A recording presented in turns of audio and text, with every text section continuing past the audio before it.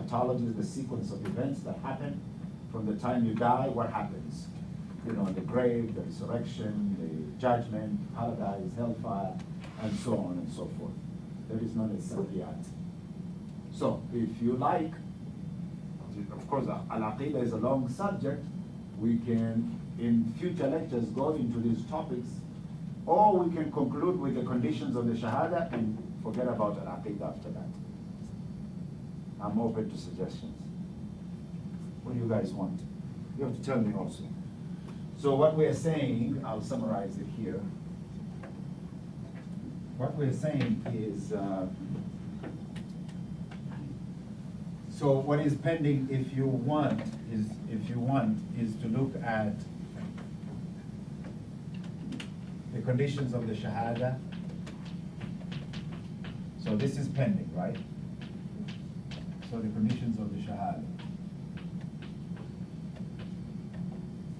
And then, of course, we will talk about the other three sections that we didn't finish of Ila, Iyad. Right? We said there's An-Nubuwa, right? Sam'iyat, right? Ruhaniya. These will be the remaining things. To finish the topic of Al-Aqidah completely. But if you would rather, because I know the semester is not very long, how many weeks do we need to finish that? We probably need, okay, this is 1, 2, 3, 4. These are 4 lectures.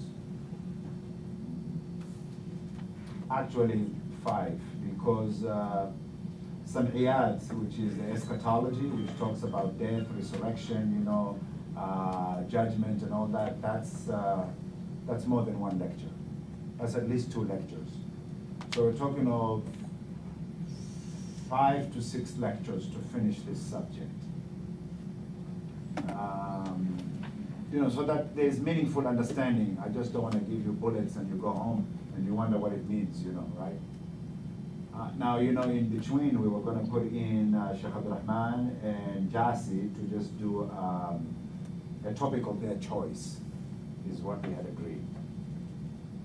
So they get to do a topic of their choice. I'm supposed to follow a systematic coverage of Al-Aqidah, which this is what remains for us to finish Al-Aqidah. So you guys tell me what you want.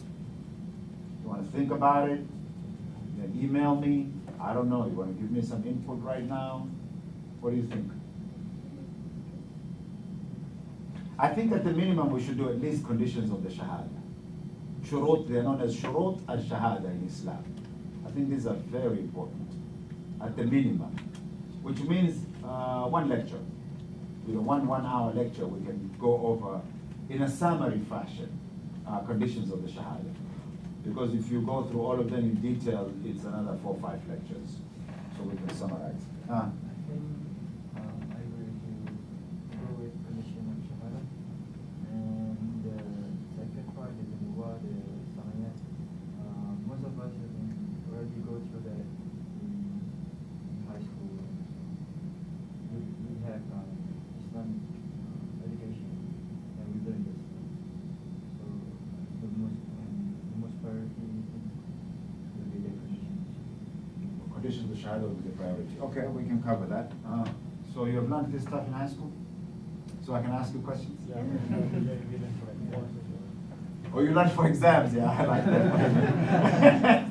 That's cool. That's true though, really we learn to pass exams. If we we're not going to do the second part, what is it that we are doing? Well, if you don't do the second part, because I mean this month is finished almost, right? We have 1 more lecture with Sheikh Abdul Rahman, then January is finished. In February, if Jas is going to come to 1 lecture, right?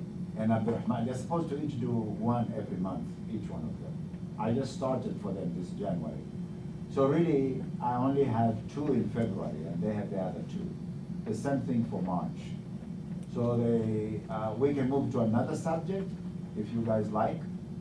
I think there were some ideas mentioned about looking at the subject of hadith, or I think they were also tafsir, I think was mentioned.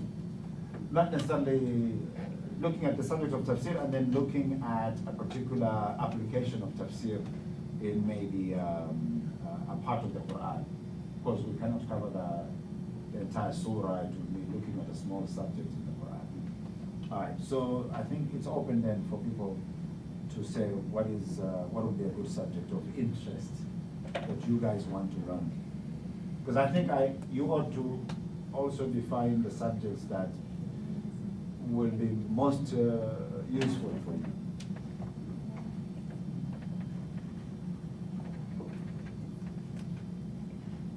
You want to think about it between each other and let me know, or you want to say now what's in your mind about the subjects? Because this is something we can finish in February. This will be done. We'll still have March. Meaning the conditions of Shahada, yes. For me, the second part is really important because we have learned there's only one point of view. I mean, there is no diversity in the opinion. Well, there is no diversity in Aqidah opinions, to be honest. I'm sure you learned the right way, but I hope that the details that were given were all from the Ahlul Sunnah wal Jama'ah point of view.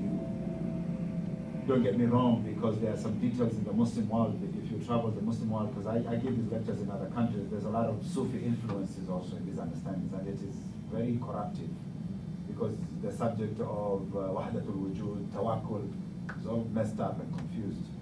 And so there's the content also. Was the content the right content?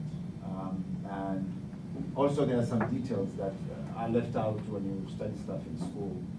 It's mostly in summary, because I can ask you 3-4 basic questions about ilahiyat in those categories, and maybe 1 or 2 of you might know the answer. I don't know. I don't think all of you will know the answers of everything.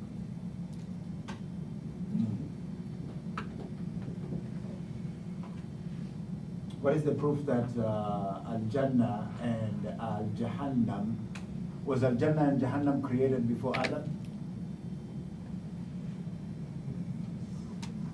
What's the proof? Because now we were learning with proof. That's why I'm giving you all those proof. What's the proof?